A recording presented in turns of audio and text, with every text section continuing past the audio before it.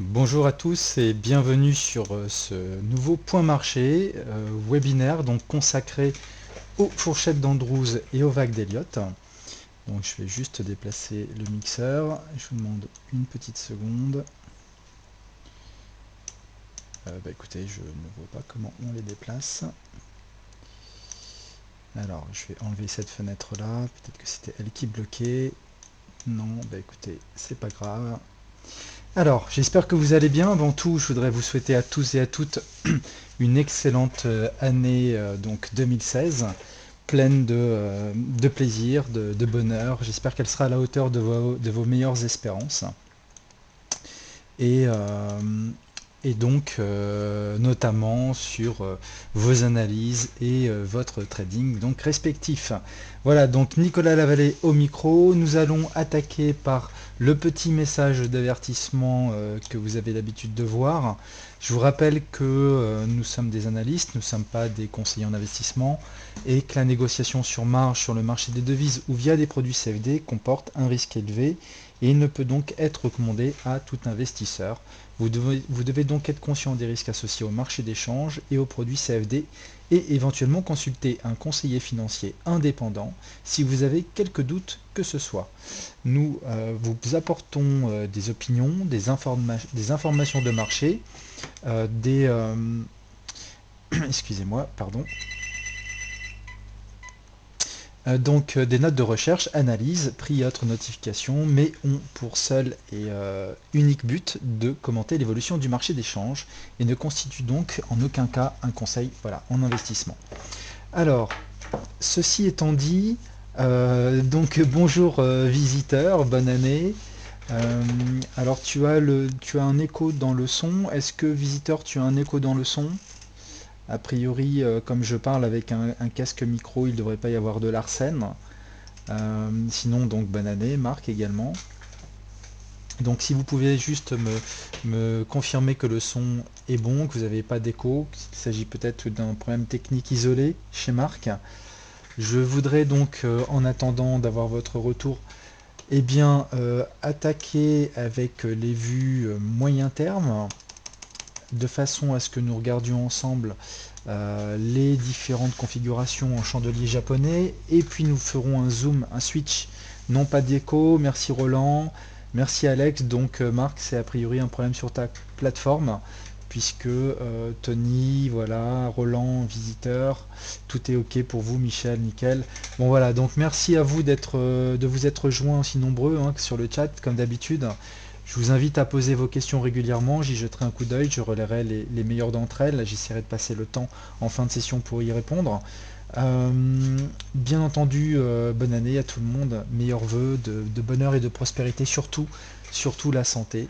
Donc profitez bien de ce que la vie vous apporte et de vos proches. Alors, nous allons attaquer par l'euro USD en mensuel.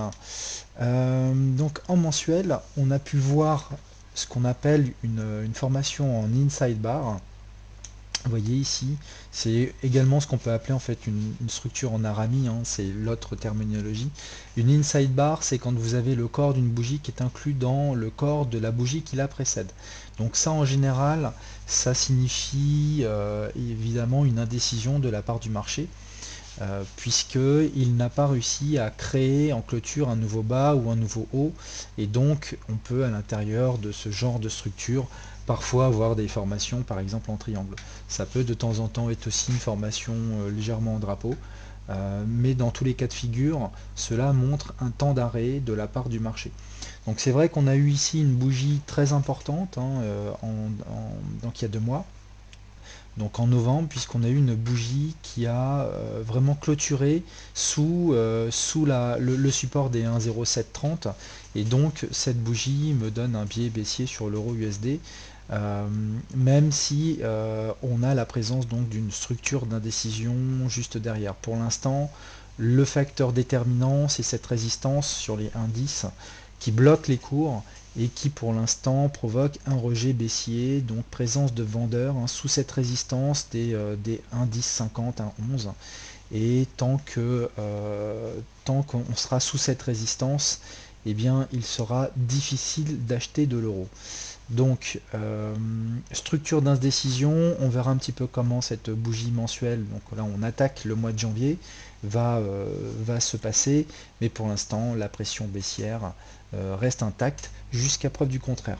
Donc évidemment après on ira voir en journalier ce que ça donne. Pour l'instant je vous donne une vue un peu macro, et donc pour répondre à MF, est-ce que je ferai un point sur le GBP USD? Oui, je vais faire un point sur le GBP USD, et je vais même attaquer maintenant. Alors le GBP USD, le voici, le voilà. Et donc, moi, ce que je vous avais dit dans cette approche moyen terme, c'est que nous avons ici, vous voyez, nous avons ici en fait différents faisceaux baissiers, des lignes de tendance qui se répètent. Vous voyez un petit peu l'angle qu'on peut voir assez nettement. C'est un angle que j'ai repéré sur le marché depuis assez longtemps. Donc là je vous redonne un petit peu ma vision un peu moyen terme, même long terme sur cet actif. Donc on a des flux baissiers qui suivent cet angle de marché, donc délimité par les lignes de tendance en rouge, et vous avez donc un ancien canal de régression, vous voyez une ligne médiane ici, avec donc un top et un bas de marché, et finalement des cours qui ont refusé d'aller chercher la ligne médiane de finalement cette grande structure androse. Et donc ça, c'est ce que je vous avais dit il y a assez longtemps, que c'était un signe de faiblesse important, et que la probabilité finalement que le marché parte baissier, dire valide une cassure du bas de la fourchette, eh bien, était présente. Et c'est ce qu'on est en train de constater. Et donc, je vous ai mis cette fourchette d'Andrews qui est ici, dont les points pivots sont sur les derniers points, on va dire, représentatifs. On voit que l'angle est également parfaitement respecté, toujours le même angle qu'on retrouve. Et donc le marché qui, à mon avis, va vouloir aller rechercher donc le bas de ce canal. Alors, c'est amusant parce que si on essaye de voir également cette ligne de tendance polarisée qui est ici, voyez, en partant vous voyez ici les pics qu'on a ici, regardez les points de contact qu'on a sur cette ligne médiane, c'est une droite en fait polarisée. Et donc, en associant une fourchette d'Andrews sur cette droite et les points pivots A et B, eh bien, nous obtenons donc une grande fourchette dont le manche est ici, et on a la partie basse qui est là. Et on voit que cette grande fourchette attire les prix finalement vers sa ligne médiane, ce qui est très souvent le cas. Donc je conserve un biais baissier sur le GBP USD jusque les 1,40. Alors maintenant, évidemment, il faut être un peu prudent, puisque nous arrivons sur une zone de support, puisqu'on voit que les 1,45, 1,46 ont fait l'objet d'un rejet par les cours, donc il y a 6 ou 7 mois. Et donc il faut évidemment regarder un petit peu ce qui va se passer sur cette zone de support. Par contre, c'est clair que si on vient à casser ce support en clôture, on aura validé une nouvelle expansion. Vous voyez, donc ici on aurait comme si on avait une vague A, une vague B et donc une vague C, dont l'expansion 0,618 serait le premier objectif. Donc on peut la tracer ensemble. Donc on viendrait prendre le haut de la vague baissière, le bas, le sommet, et c'est ce que je vous disais, donc le premier objectif qui serait donc les 0,40, les 1,43, pardon, et puis le deuxième objectif, les 1,33, c'est-à-dire un retour sur les plus bas, donc de 2009 sur le GBP USD. Donc moi, pour le moment, j'ai un biais baissier. Je vous dis que depuis quelques mois, on est dans une forme de range délimité par ces quelques bougies de contrôle, donc le range 1,45, 1,46, 1,59, et que une cassure de ce range en clôture nous permettrait de valider un biais soit de retournement, si ça avait été le cas d'une cassure par le haut, soit d'une prolongation de la baisse, si nous venons donc à franchir ce bas. Mais c'est vrai que depuis pas mal de temps, je vous donne une vision baissière en journalier sur le GBP USD avec la mise en valeur de zones stratégiques pour essayer de le reshorter sur retracement. Donc c'est vrai que c'est mon plan. de trade depuis maintenant pas mal de temps. On verra ensemble en journalier ce que ça donne. C'était pas un oiseau facile à trader, je vous l'avoue, puisqu'il nous a donné donc des mouvements très chevauchants, ce que j'appelle dans le jargon idiotiste une diagonale d'initialisation, mais qui a priori se confirme, puisque je pense que la dernière accélération qu'on a vue ces derniers jours montrerait qu'on est bien en train de développer une vague 3. On y viendra. On va passer, donc je voudrais juste finir de basculer les vues moyen terme pour switcher vite en vue journalière. Alors on peut regarder l'AUD-USD. L'AUD-USD qui est toujours sur cette zone un peu compliquée. Donc pour, pour faire simple, hein, dans cette vue moyen terme, tant qu'on est, j'ai envie de dire, tant qu'on est au-dessus des 0,69, les choses ne seront pas évidentes. Puisqu'on est, vous le savez, sur des zones de support croisés. On a vu qu'on a eu une réaction haussière, hein, 3 bougies consécutives en mensuel haussière sur cette fameuse zone des 0,70. Hein, c'est un 0,70-72, hein, c'est une zone, évidemment 0,70, c'est un chiffre rond, donc c'est forcément un seuil psychologique qui a provoqué donc une réaction haussière du marché. Mais quand on regarde de près les bougies japonaises, on a plutôt l'impression que ça, c'est une structure de retracement. Donc trois méthodes descendantes, c'est-à-dire trois bougies qui finalement n'ont rien d'impulsionnel et qui ont montrent plutôt, vous voyez, de par les mèches, des structures un peu chevauchantes. Et ça, c'est pas le signe d'une impulsion et j'ai envie de dire d'un retournement annoncé. Donc malgré la zone ici de cluster, d'obliques qui passent par là, vous voyez, on a des obliques de long terme, on a la warning line de cette fourchette d'Andrews, donc on a des vrais arguments techniques, hein, qui nous disaient qu'ici on aurait pu avoir un vrai rebond technique. Force est de constater que ce rebond n'a rien d'extraordinaire, bien au contraire, il est plutôt de nature chevauchante et on est en train de développer potentiellement une avalanche baissière. Donc sur l'AUD-USD, euh, j'invite vraiment à la prudence. Quand on voit ce qui se passe en journalier, on a plutôt l'impression qu'on est en train de casser un drapeau et que ce drapeau pourrait bien être une figure de continuation baissière. Donc on verra également donc ce qu'il en est. Question de visiteur. Peut-on avoir une diagonale d'initialisation en vague 3? C'est impossible. Les diagonales d'initialisation forment en fait les débuts de mouvement. Ça peut être parfois donc un mouvement donc impulsionnel en 5 temps ou des mouvements de retracement ABC, mais la diagonale d'initialisation porte bien son nom. Elle initialise en fait un retournement, donc c'est soit une vague 1, soit une vague A. Voilà, dans le cadre d'une figure ABC donc de retracement, c'est soit une vague A, soit une vague 1. Et les diagonales terminales sont des fins de mouvement, ce sont soit des vagues 5, soit des vagues C. Voilà. Alors, on continue sur le NZD. Donc, l'AUD-USD, quand on regarde les bougies japonaises, on a l'impression qu'on est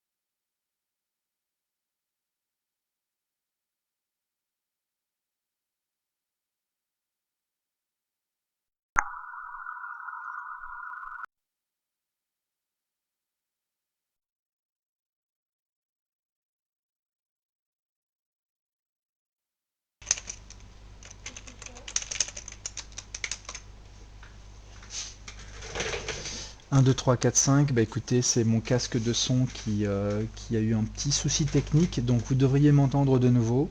Est-ce que vous pouvez me confirmer que vous entendez bien le son de nouveau? Donc 1, 2, 3, entendez-vous bien le son?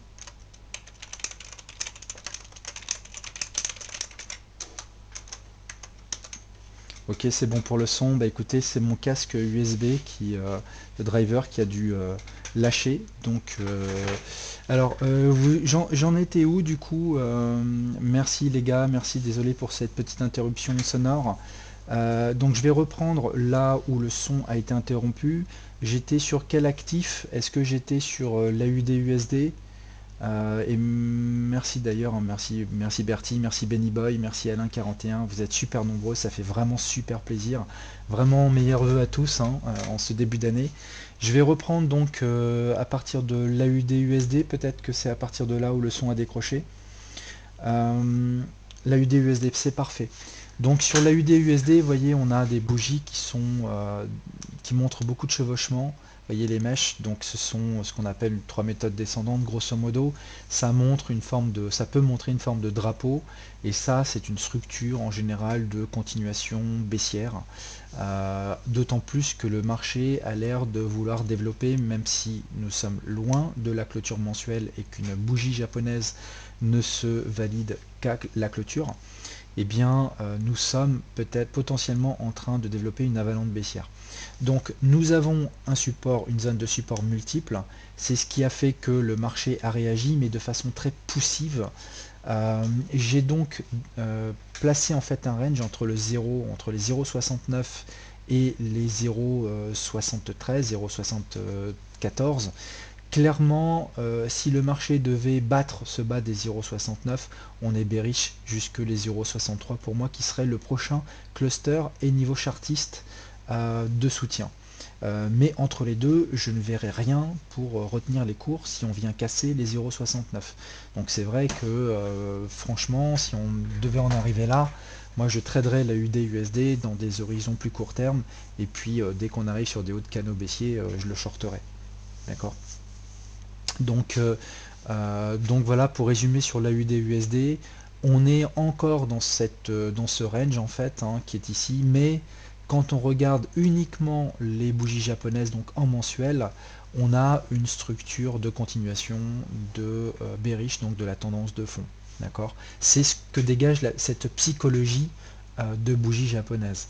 Un mouvement, un rebond technique qui n'a rien d'impulsionnel, qui montre que des pressions vendeuses sont toujours là, et donc qui n'arrivent pas du tout à faire décoller les cours, et au contraire qui ont montré une résistance sur les 0,73-74.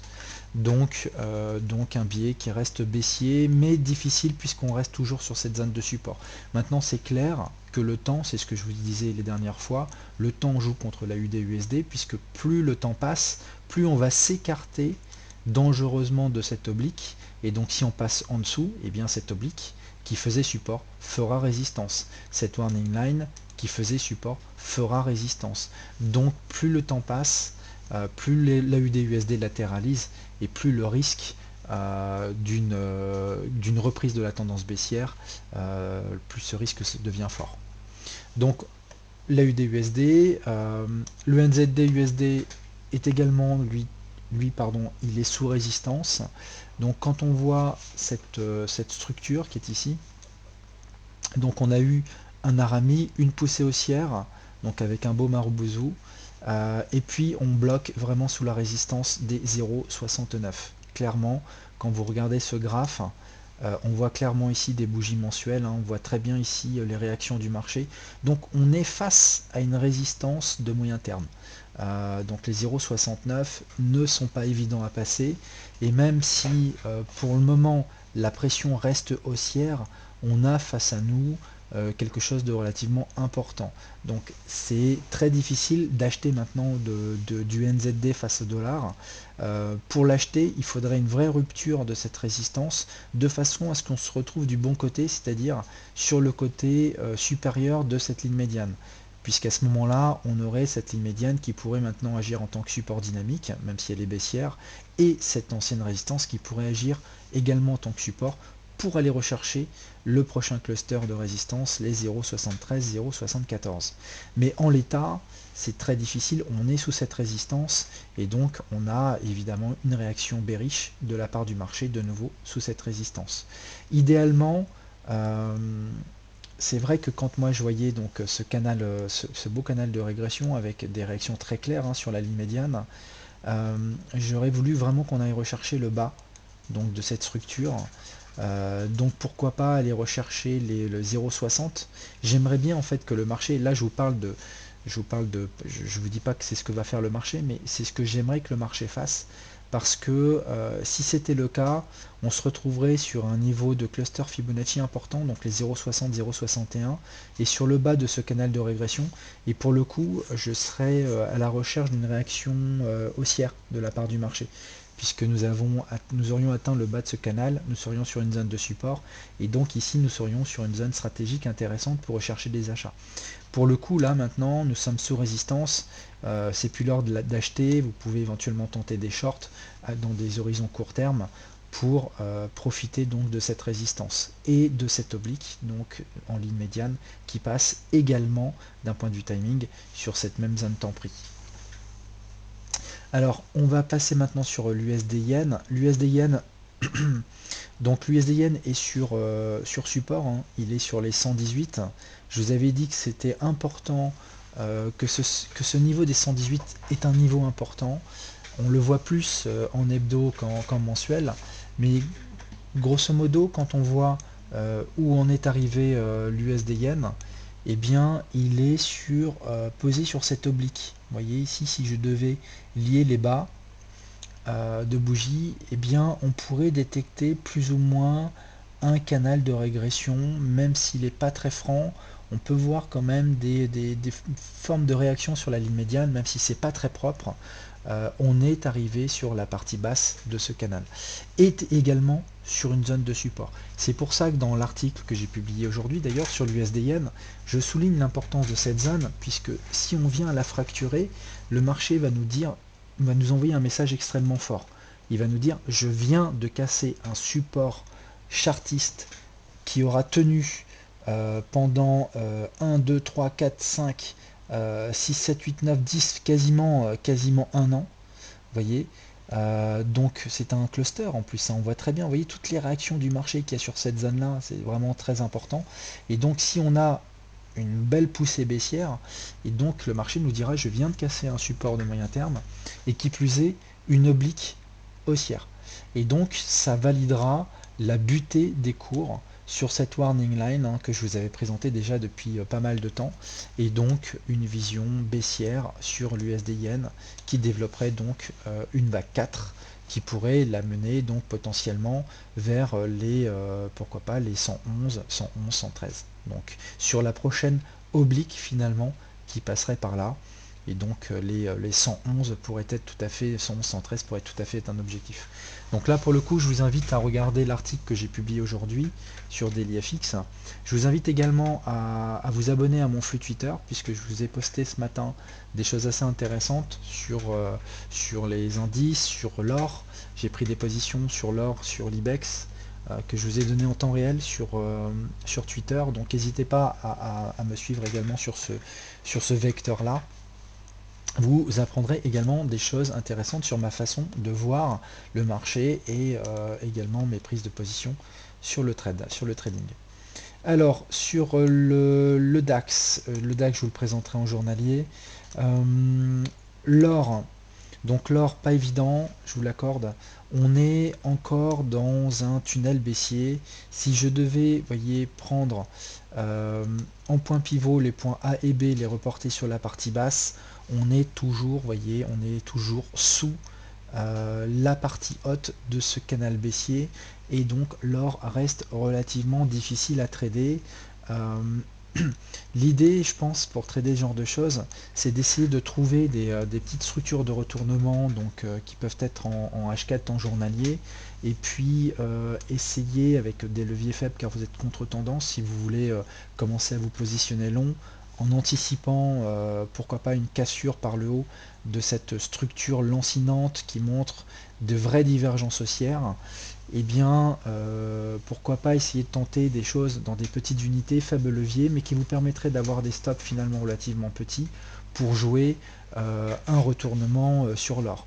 En termes de bougie japonaise, on a ici un doji qui est une figure d'indécision qui s'est faite donc sur le niveau des 0,60, 0,73. On sait que c'est un cluster. Vous voyez, je l'ai indiqué ici en tant que support.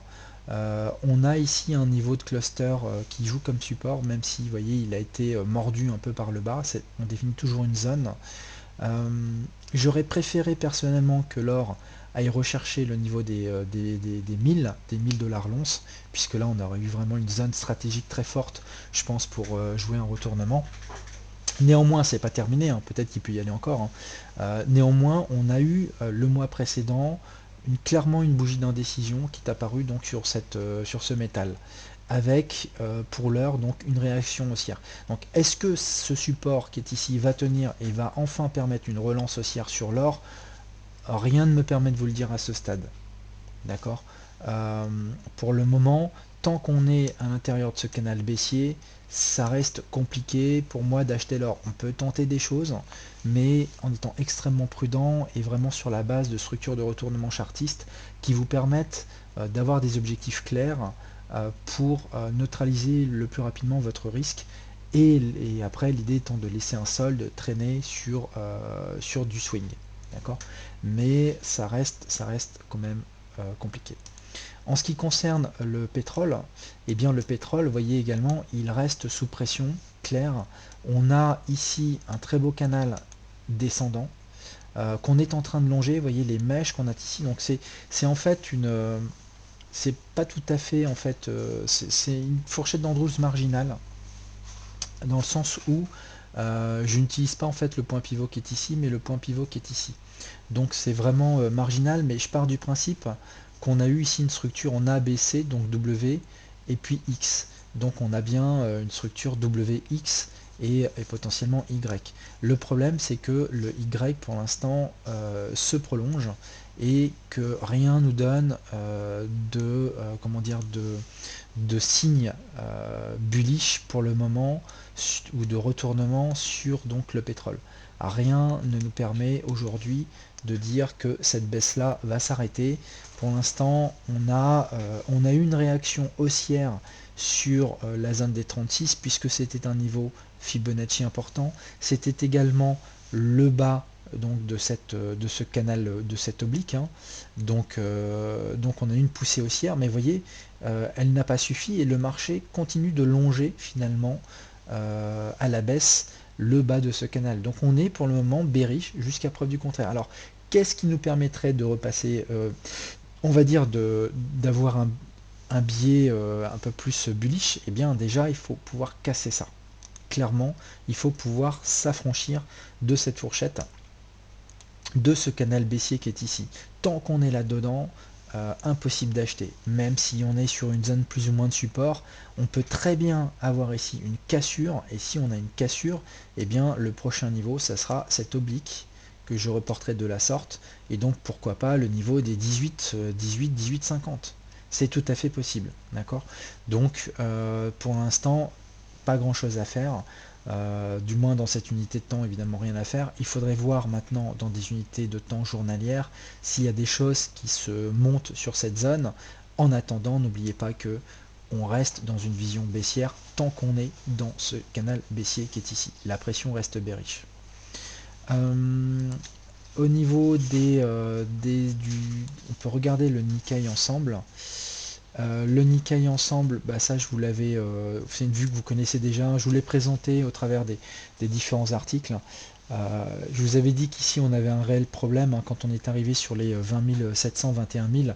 Bon, vous savez que je suis bearish depuis cette zone-là, simplement parce que quand on met une fourchette d'Andrews calée sur les plus bas, vous voyez ici, pour tenir compte vraiment de cette réalité de marché, donc j'ai un point pivot clair ici, un point pivot, j'ai un point pivot, donc à l'origine ma fourchette était comme ceci. D'accord? On peut voir que même comme ceci, on butait sur la ligne médiane, donc on peut très bien déjà, au regard de cette vision, se dire qu'un retour bas de canal ferait sens. Maintenant, si j'applique une méthodologie plus orientée canaux de régression, on voit que en ajustant le bas de ce canal sur les plus bas, on a une ligne médiane qui a fait l'objet de contacts. Vous voyez, on a des contacts sur cette ligne médiane et on a vraiment buté sur le haut. Donc ici, d'après la règle chère à Bobson d'action-réaction, on peut raisonnablement viser un retour vers la ligne médiane donc de ce canal de régression. Donc pour l'instant, cette vision-là me donne une vision bearish sur le Nikkei. Quand on voit que l'USD Yen est corrélé au Nikkei, eh bien, j'ai également une vision bearish sur l'USD Yen. Et c'est ce qui me donne également une vision bearish sur les indices d'une façon générale. Donc c'est vrai que quand le marché avait atteint cette zone vous savez, à un moment donné, quand vous travaillez sur différents actifs, c'est toujours intéressant de regarder qui peut être précurseur. Est-ce qu'il y a des actifs qui peuvent être des locomotives sur certaines tranches horaires, etc. Ou en moyen terme, est-ce que un actif majeur vient pas d'arriver sur un seuil important? C'est important de savoir ça, parce que si vous savez qu'un actif majeur vient d'arriver sur un seuil clé de retournement, et que vous étiez justement en train de vous poser des questions sur l'indice que vous tradez habituellement, qui pourrait par exemple être le DAX, en vous disant mais peut-être qu'il est arrivé sur un point haut, mais vous n'en êtes pas certain. Eh bien, l'étude des corrélations va vous permettre de confirmer qu'effectivement on arrive sur un point dur, parce qu'en général les indices vont arriver sur leur niveau des supports et de résistance à peu près en même temps. Ils vont développer des amplitudes différentes, propres à chacun de leur rythme, mais en général ils vont atteindre des seuils clés à peu près au même moment. D'accord? Donc quand il y en a un qui est un peu en avance, et qui vous dit bah là il a un risque de retracement quand même assez important, bah, tant qu'il n'a pas fini son retracement, il y a un risque qui peut peser également sur les autres indices. Alors tout n'est pas aussi simple, parce qu'on peut avoir parfois les indices US qui vont vraiment superformer les indices européens, ou parfois inversement, etc. Mais il y a quand même cette corrélation qui existe, et qui vous permet de mettre parfois un certain nombre de garde-fous, ou vous donner peut-être une raison supplémentaire d'être bearish sur l'actif que vous avez l'habitude de trader. Donc c'est vrai que bon, on est sur une oblique, clairement. On voit que là actuellement on est sur une oblique, donc cette structure peut encore se transformer dans une structure en triangle, c'est pas impossible, mais comme je vous le montrerai, comme j'ai pu vous le montrer sur l'USD Yen, on est sur cette USD Yen en train de potentiellement de casser. Il faudra attendre une confirmation en clôture, potentiellement en train de casser un seuil important. Si ce seuil casse, pour moi, bah, il entraînera les indices dans sa route, quoi. Euh, donc, et à quoi est corrélé donc le GPN 225, donc c'est le Nikkei, il est corrélé à l'USD Yen. Il y a une vraie corrélation entre l'USD Yen et donc le Nikkei. En fait, le Nikkei est inversement corrélé au Yen, ce qui peut vous paraître logique, comme on a souvent le DAX qui est inversement corrélé à l'euro. En ce moment, quand l'euro monte, on voyait plutôt le DAX qui baissait, et inversement. Alors après, les corrélations, ce sont des choses qui peuvent fluctuer dans le temps, mais c'est vrai que cette corrélation-là entre le Nikkei et l'USD Yen, elle perdure depuis vraiment très longtemps. Alors, sur l'euro GBP, rapidement, bon bah écoutez, pas grand chose à rajouter. Ça, je vous l'ai déjà expliqué au travers d'un article. On est en train de potentiellement de former une structure en double bottom qui s'est fait sur une zone logique, puisqu'on était en bas de canal de régression, sur des zones de cluster. Néanmoins, on a une vraie résistance devant.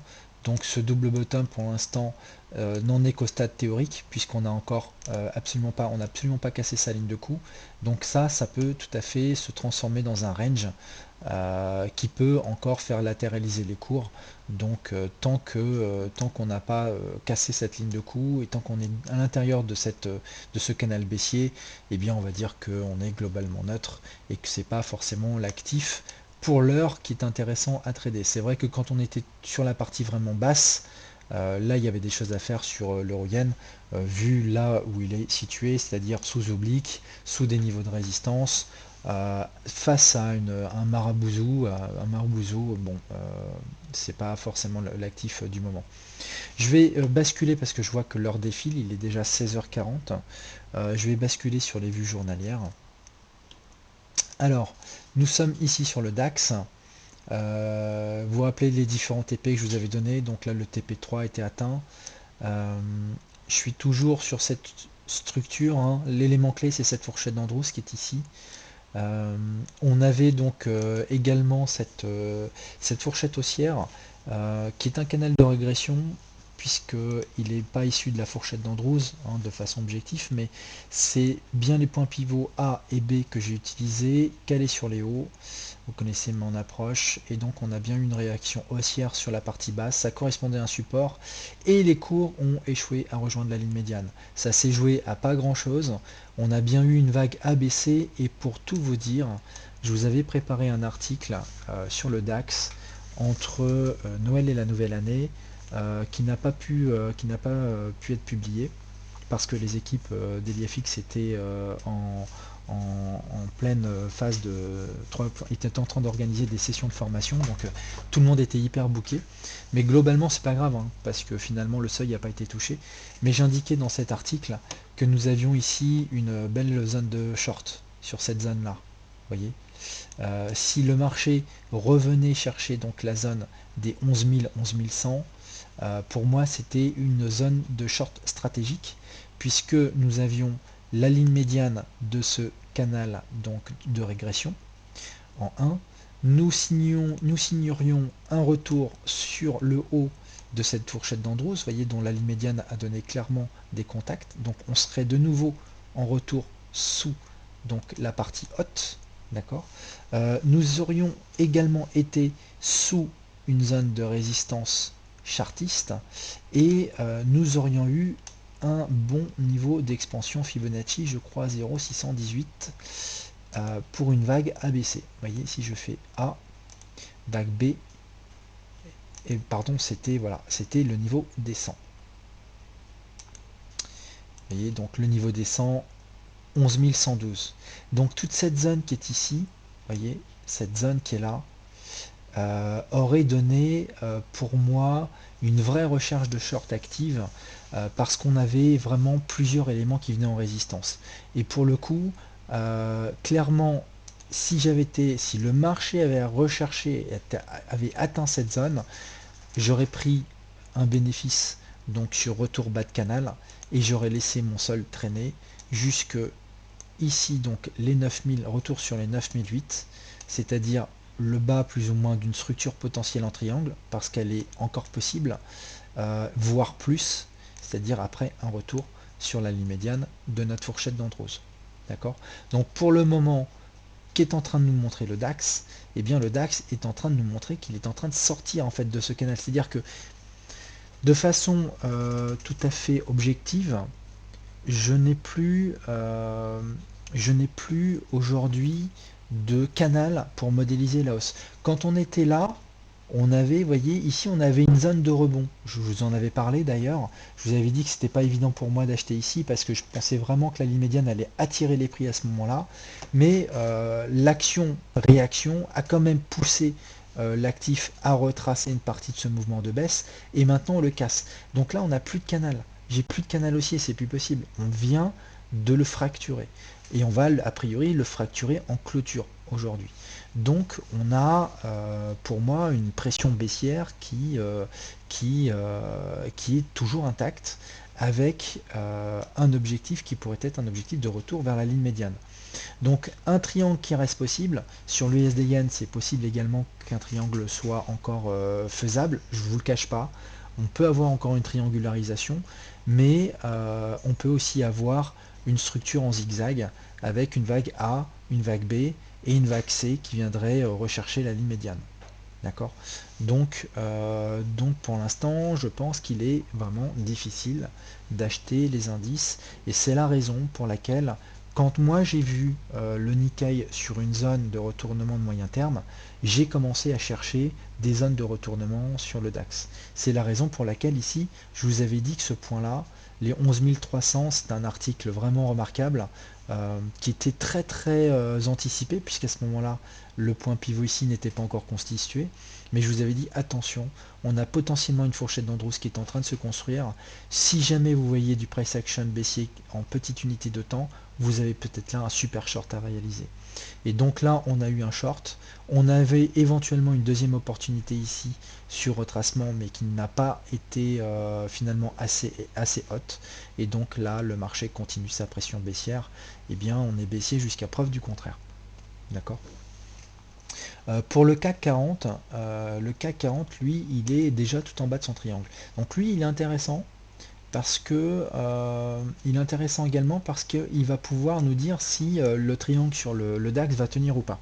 Vous voyez encore une fois un peu l'étude des corrélations.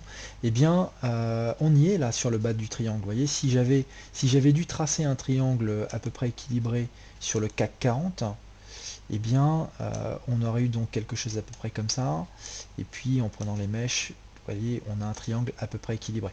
Donc, on n'y est pas encore, mais clairement, si le DAX, si le CAC 40, lui, y va franchement et qu'il fracture donc cette oblique, eh bien, je pense qu'on peut oublier le triangle et que c'est cette fourchette d'Andrews qui va vraiment faire son boulot et attirer les prix vers le bas. Alors, à noter quand même, et ça, c'était intéressant d'ailleurs, c'est ce qui m'avait fait, c'est ce qui m'avait fait dire que ce rebond ici était difficile à acheter sur le DAX. Donc là, pour le coup, la correspondance, la corrélation, c'est un peu joué de moi. C'est-à-dire que quand le DAX est arrivé sur le 10 134, c'est-à-dire en bas de son canal de régression haussier, eh bien le CAC, lui, l'avait fracturé. C'est-à-dire que si je vais vous mettre en journalier, vous verrez ça plus clairement. Je vais le mettre en très plein. Donc on retrouve une configuration assez semblable à celle que vous avez vue sur le DAX. Donc je vais mettre en très plein pour que vous puissiez mieux le voir. Voilà, donc quand le DAX était arrivé sur son point bas, le CAC était ici. C'est-à-dire que le CAC, lui, nous avait montré que finalement ce canal cette proposition de canal de régression n'avait pas tenu. Et donc, derrière, vous voyez ce que le CAC a fait, il sous-performe visiblement le DAX, hein, clairement, il sous-performe. Et bien, ce canal de régression, finalement, a fait office de résistance dynamique. Qui plus est, nous avions une résistance chartiste, et bien, on a latéralisé, on a bloqué sous résistance, et depuis, on enfonce. D'accord. Donc, on avait un signal un peu précurseur de la part du CAC 40 qui sous-performait le DAX et qui nous disait que lui, il n'y avait pas techniquement, il n'y avait pas d'argument techniquement pour l'acheter en fait ce CAC. Et donc quand j'ai vu ça, je n'ai pas voulu acheter donc moi cette zone des 10 000. Je sais qu'il y en a qui l'ont fait, bravo à eux. J'espère qu'ils ont pu prendre des bénéfices d'ici là, puisque le marché est en train donc d'enfoncer donc les bas. Donc voilà pour le CAC. On va passer sur les différents actifs du Forex. Je voulais vous parler de l'IBEX. Moi, l'IBEX que j'ai shorté, j'ai fait un article sur l'IBEX, je vous invite à le lire. Je l'ai shorté ce matin en breakout. C'était une belle situation, je pense, pour le shorter. Je vous invite à regarder mon compte Twitter. Je vous ai expliqué, je vous ai donné les graphes relatifs donc à cet actif. Peut-être que si j'arrive à le déplacer, la fenêtre jusqu'ici, c'est pas gagné. J'ai mon écran qui bloque un peu. Voilà, je prends la fenêtre. Ok. Eh bien non. Alors, je vais essayer de le retrouver. Le voilà. Le SP, donc vous voyez, c'était un pur breakout en fait. Je l'ai fait pour différentes raisons. Alors, est-ce que je l'ai en mensuel? Je peux vous le montrer en vue mensuelle. Je crois que ce graphe est à jour. Voilà. Donc ça fait l'objet d'un article. Je vais enlever ça. Ça fait l'objet d'un article sur DailyFX, hein, donc je vous invite à le lire. Vous voyez, en fait, si je devais prendre la fourchette d'Andrews classique, donc poser objectivement sur les points pivots remarquables, les extrêmes, eh bien, on peut voir que nous sommes en train de casser cette fourchette. C'est-à-dire que c'est ce que j'expliquais dans mon article. Il fallait absolument que le mois dernier, l'IBEX montre une réaction haussière, puisque si jamais il venait à fracturer le bas donc, de cette fourchette d'Andrews, clairement positionné sur les points absolus, eh bien, je vois rien en dessous pour le retenir. Donc, du coup, je pense maintenant que l'actif est baissier, bearish, et le premier objectif serait donc, en recalant cette fois-ci le canal de régression de cette façon, vous voyez, un bas donc de ce canal, ça correspondrait à la zone des 8220 et donc un très beau niveau de cluster, et je pense ici une belle zone de rebond. D'accord. Donc je suis bearish jusque la zone des 8200. Du coup, ça c'était, on va dire, une vision assez moyen terme. Et je reviendrai sur le DAX après à l'1,41. Eh bien, pas évident de trouver des points d'entrée short, du moins dans les unités de temps journalières que je vous ai présentées. Soit on arrive à récupérer une zone de retracement, un retracement, donc après un rebond des cours qui correspond à des résistances, et à ce moment-là on short sous résistance ce rebond technique. Soit on ne fait rien, parce qu'il n'y a rien de pire que de prendre un train qui fonce à toute allure. C'est la meilleure façon de se vautrer. Donc on va regarder après le graphe un peu plus en détail. Je voulais juste vous commenter donc l'IBEX. Et donc l'IBEX, vous voyez, a constitué une belle zone de support. On a la zone des supports des 9300 qui a tenu même en hebdo depuis, voyez, depuis le octobre 2014. Donc on a un vrai support ici qu'on est en train de fracturer. D'accord. Donc moi je me suis mis en fait en petite unité de temps, donc en unité H4, et j'ai regardé ce qui se passait en H4. Et en H4 en fait j'ai détecté donc une belle droite polarisée. Vous voyez ici, c'est vraiment une belle droite polarisée. Et donc je lui ai appliqué une fourchette d'Andrews. Et donc ce matin on en était là, c'est-à-dire que on a eu un clair rejet par la ligne médiane un rejet des cours par cette ligne médiane, et on voit clairement ici le support donc des 9260, 9270, et donc consolidation, petite bougie, première tentative, et donc je suis allé dans cette bougie. Et donc maintenant je suis stop 0, je vais avoir un premier objectif vers le bas enfin un objectif clair vers le bas de ce canal. D'accord. Et je laisserai traîner un solde au cas où, même après rebond, le marché aurait envie de poursuivre donc son mouvement baissier jusqu'à la zone des objectifs que je vous ai donné tout à l'heure, qui pourrait être la 8200. Donc je considère qu'il y a encore beaucoup à faire. Mais mon idée était, et c'est souvent comme ça que je procède dans les niveaux, dans les stratégies de breakout, j'ai besoin d'avoir une vue stratégique qui me dit, bon, qu'est-ce que le marché est en train de nous indiquer? Il est en train de nous indiquer un signal important, c'est qu'en latéralisant, il est sorti d'une fourchette d'Andrews et qui va maintenant faire office de résistance. Donc qui va vouloir envie d'acheter avec maintenant une oblique qui va jouer contre nous? Ben, en général, c'est pas super attractif. On attend que le marché réintègre la fourchette pour commencer à rechercher des achats. Donc ça veut dire qu'il va pas y avoir, que les acheteurs vont quand même être un peu fébriles. Et en plus de ça, le marché est en train de nous indiquer qu'il est en train de casser en fait un support de moyen terme. Donc si jamais on arrive à trouver par le biais d'une petite en fait tactique de trading en unité court terme un point d'entrée acceptable, eh bien on peut profiter d'une belle accélération derrière, et une accélération qui ferait que le marché ne reviendrait jamais chercher notre point d'entrée. Parce qu'une fois qu'un point de décision est fait par le marché, bon, bah, les opérateurs s'engouffrent, et donc là il n'y a pas de pullback, ou un pullback qui ne vient pas forcément vous stopper. Et donc c'était l'idée de cette stratégie. Je me suis désormais positionné stop 0, et puis donc j'attends de voir. Il y avait également, alors je voudrais vous faire voir donc l'euro. On va basculer sur, il me reste combien de temps? Il me reste bon 5-10 minutes. Vous voyez donc l'euro, on en est là. J'ai pas eu, je vous avais donné cette zone des 1,11 comme une zone attractive, vous voyez, qui serait un retour des cours sur le haut. Et après on va voir le DAX rapidement, un retour sur le DAX pour pas que je t'oublie, Alain. Mais voyez, donc l'euro, j'avais donc déterminé cette zone des 1,11 comme une zone intéressante, zone de résistance. D'un point de vue timing, ça aurait été le haut de notre canal. le marché ne l'a pas atteint, dommage, et donc maintenant il est trop tard.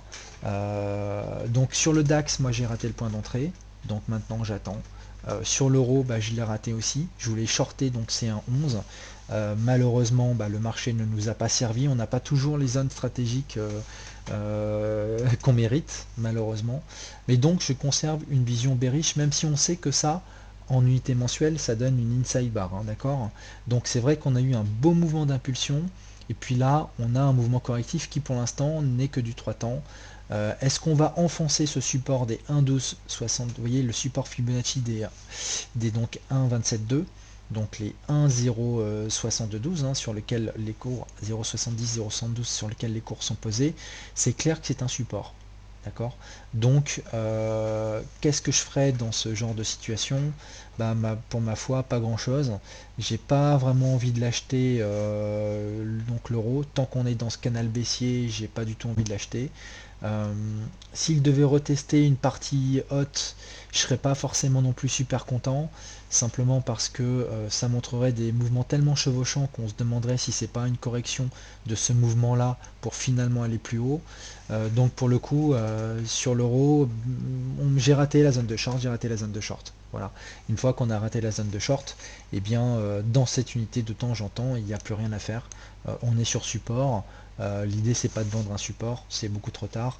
Est-ce que on peut commencer à se dire qu'on peut avoir des plans d'achat sur cette zone là? C'est très difficile.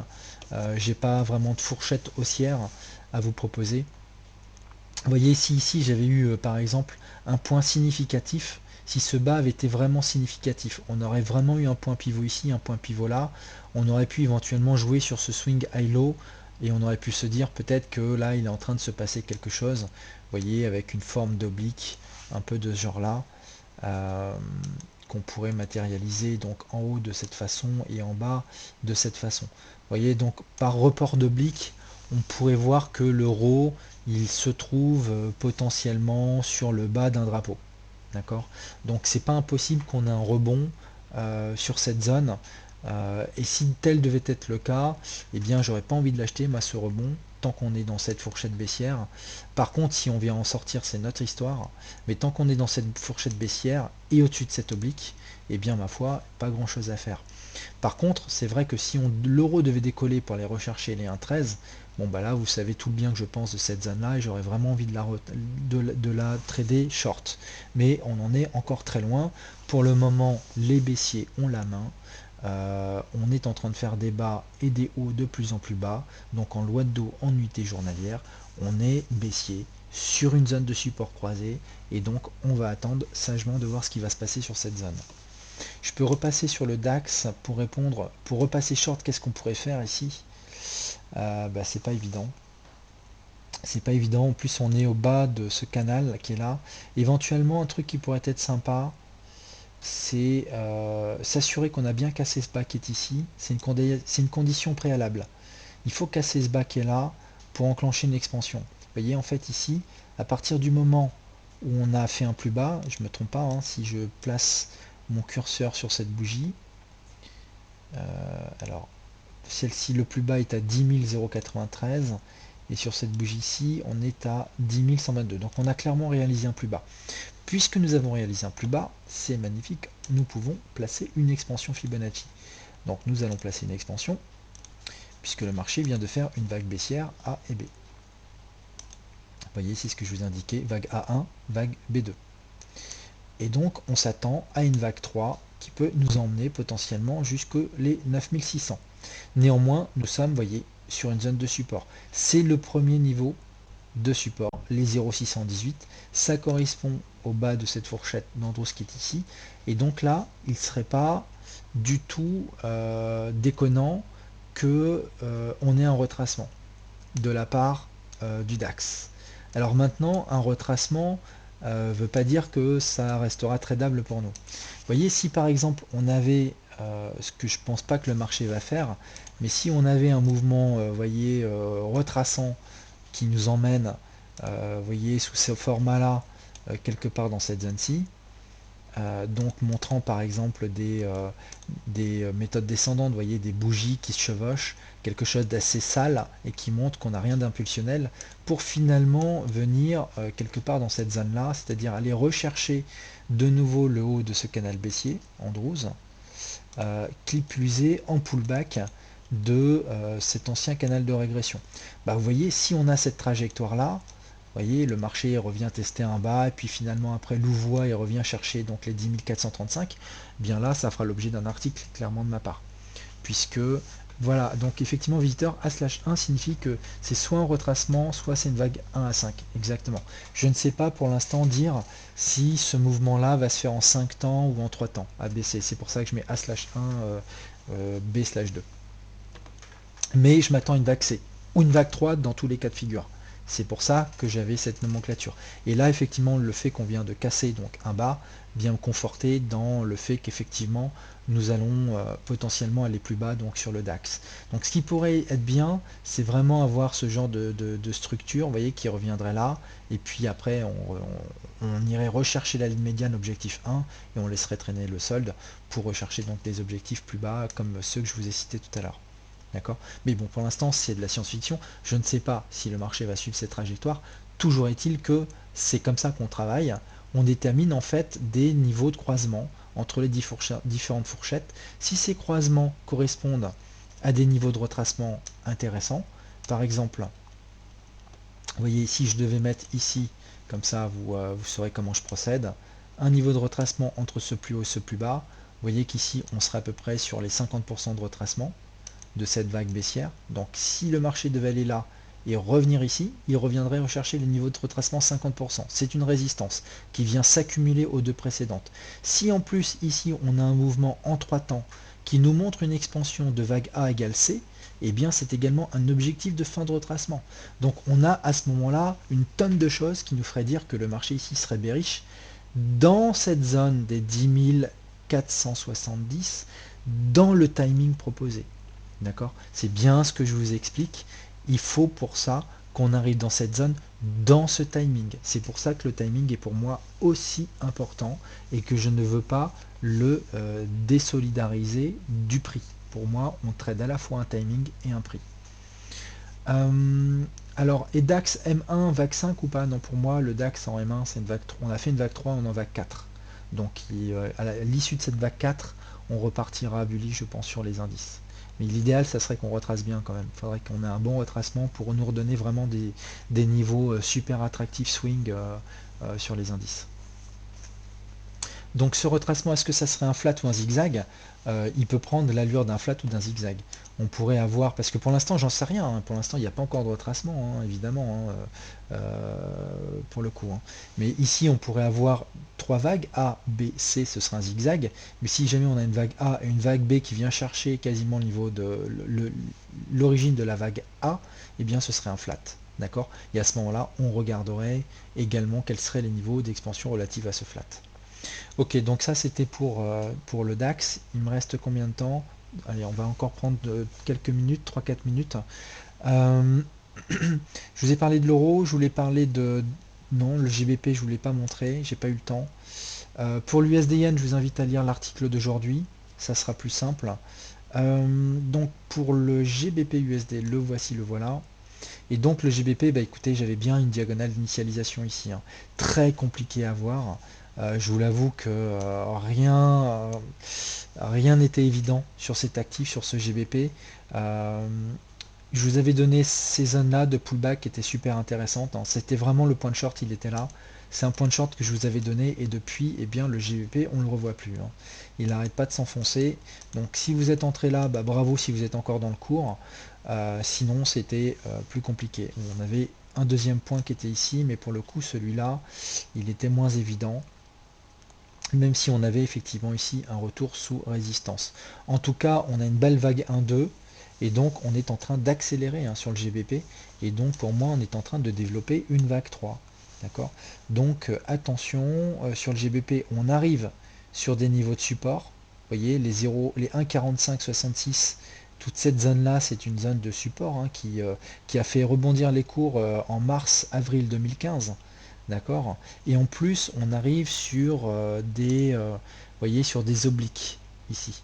Donc là, bon bah voilà, c'est soit vous avez vendu ici et puis vous avez abaissé votre stop déjà là, peut-être même déjà là, euh, ou alors bah voilà, là vous il est bien trop tard quoi. Donc il n'y a plus rien à faire pour le moment. Euh, alors sur le SPX, bah écoute Michel, j'y viendrai la prochaine fois. On regardera ensemble donc le niveau des 2000 que je note et on regardera un petit peu quels seraient les plans et les différentes stratégies sur cet indice. Euh, Là, je suis pas préparé, donc je préfère pas te dire de bêtises.